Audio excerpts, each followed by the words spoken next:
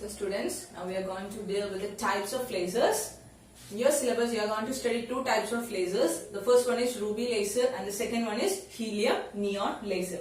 So we'll go in detail one by one. So ruby laser was the first laser to be invented by Theodore Maiman in the year 1960. And he used a crystal of ruby rod in this experiment. So we'll see in detail. First of all, we'll see how you could see this clearly. So we'll see the construction. It consists of a ruby rod which is of a length 4 centimeters and it is having a thickness of 0.5 centimeter. So this is the ruby rod, and you could see a wire, a flash lamp. Actually this is a xenon flash lamp which is mounted around the ruby rod. So the function of this xenon flash lamp is for optical pumping. As I already said, in order to excite the atoms from the ground level to the excited level, we need some extra energy to be given externally. So that there are a lot of methods to give the pumping system, and here in this ruby laser we are using optical pumping system. So that in order to provide optical pumping, here xenon flash lamp is wounded around the ruby laser which is connected to a capacitor, a cell and a resistance. This capacitor discharges a few milliwatts in few milliseconds, so that when this capacitor discharges, this xenon flash lamp acts, or it it provides the optical pumping. Coming to ruby rod, this ruby rod is a crystal of aluminum oxide which is doped with chromium 3+ ions. That is, it is a crystal rod of aluminum which is doped with chromium 3+ ions. And here the two ends of the ruby rod is having mirrors, or they are partially reflecting and completely reflecting mirrors. The function of this mirrors is to continuously reflect. That is, the laser beam or the beam trapped inside this ruby rod is continuously reflected between these two mirrors so that it gets amplified. So coming back to the point, in order to produce laser beam, the beam should be highly intense, monochromatic, energy levels E1 and E2, so that the chromium 3+ ions in the ground state get excited to the higher energy state E1 and E2 when optical pumping takes place, and it is getting an extra energy externally.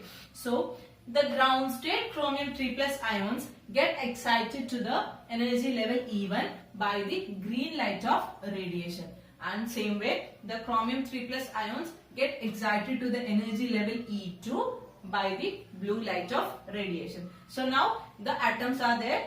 So the atoms exist in the states E1 and E2. But E1 and E2 are not metastable state, and it is having a shorter lifetime of 10⁻⁻⁹ seconds. So obviously by stimulated emission or spontaneous emission, the ions can de-excite to the ground state. But in order to obtain laser action, we need a metastable state. So here M is a metastable state, that is between E1 and E2. So here we are forming a metastable state which is having a higher lifetime. So the atoms from E1 and E2 get de-excited to the metastable state. Here metastable state is the state M. So when the chromium 3+ ions get accumulated in the metastable state, the process called as population inversion occurs, and they are de-excited by non-radiative transmission. That is, there doesn't lose any energy when they are transmitted from E1 and E2 to M. So the chromium 3+ ions get accumulated inside this metastable state, which is called as, the process is called as population inversion. And when all these chromium 3+ ions get accumulated inside this metastable state, they suddenly or they altogether de-excite to the ground state by releasing an intense beam of light which is called as laser beam. And here the laser beam corresponds to the red light of radiation, that is inside the ruby rod, the red light which is having a wavelength of 6943 angstrom is trapped inside this ruby rod, and as this is a resonant cavity, it gets continuously reflected by these mirrors and it automatically gets amplified. So the amplified, intense, monochromatic and coherent beam of light is transmitted by this direction, and this is called as laser beam. So in Ruby lasers, simply what we are doing is the chromium 3+ ions are excited by the xenon flash lamp and they are de-excited to produce laser beam, and here Ruby laser forms the laser beam which is corresponded to the red light of radiation, which is having a wavelength of 6943 angstrom. Now we'll go to the next type of laser, that is helium neon laser. As the name indicates, this is a laser which consists of helium and neon. So first we'll see what is the construction. Here we could see a discharge tube of length 80 cm and a diameter of 1 cm. And there are two mirrors, as I told in Ruby laser. These two mirrors forms the resonant cavity so as to reflect the beam and amplify it.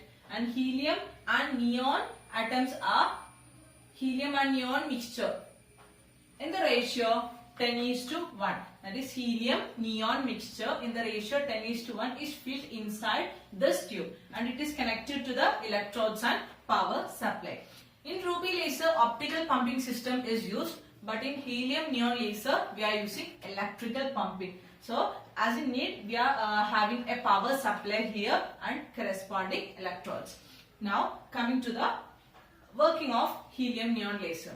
So when power is switched on, we know that there are many electrons and ions inside this helium neon laser tube or this discharge tube. So when the power is switched on, the corresponding ions and the electrons move to the corresponding electrodes.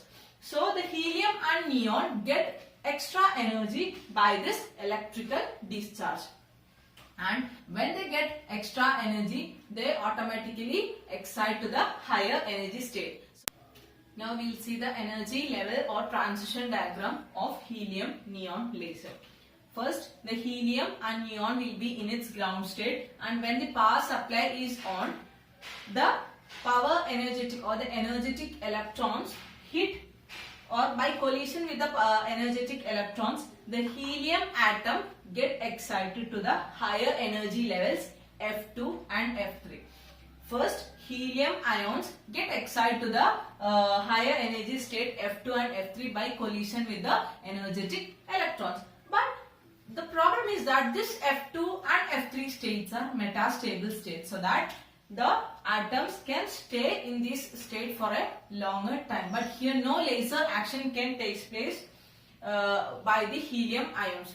So the atoms in F2 and F3 cannot de-excite to the ground state because it is a metastable state. So that here stimulated emission or spontaneous emission cannot take place. But the helium atoms can transfer its energy to the neon atoms. So this is the energy level diagram of neon atom, that is the helium atoms in F2 and F3 can transfer their energy to the neon atoms by continuous collision. So that when an energy or extra energy is offered by helium to neon, the neon automatically gets excited to the energy levels E4 and E6. E4 and E6 levels are having almost same energy or same state as that of F2 and F3, so that E4 and E6 are also metastable state. So many neon atoms get accumulated inside E4 and E6, and here E4 and E6 are the metastable states, and this metastable state forms the process called as population inversion, or many atoms, neon atoms, get accumulated in this metastable state. So when they de-excite, they produce laser beam. As here we could see there are two energy states, E4 and E6. We produce three types of laser beams. So just check out here. When atoms, neon atoms, de-excite from E4 to E3, a wavelength, the radiation of wavelength 1.15 micrometer laser beam is produced. And same, when atoms de-excite from E6 to E3, laser beam of radiation 6328 angstrom is produced. And when the atoms de-excite from here E6 to almost the same state, E6, same energy level, E3, let it be E5. Coming back to E5, then laser beam of 3.39 micrometer is produced. In helium neon laser, three types of laser beams are produced, or laser beams of three different wavelengths are produced. The first one is 1.15 micrometer, then 3.39 micrometer, which correspond to the infrared region, and from E6 to E3 we could produce a laser beam of 6328 angstrom, which correspond to the red light of radiation. So helium neon laser simply produces three type of laser beams which correspond to infrared region and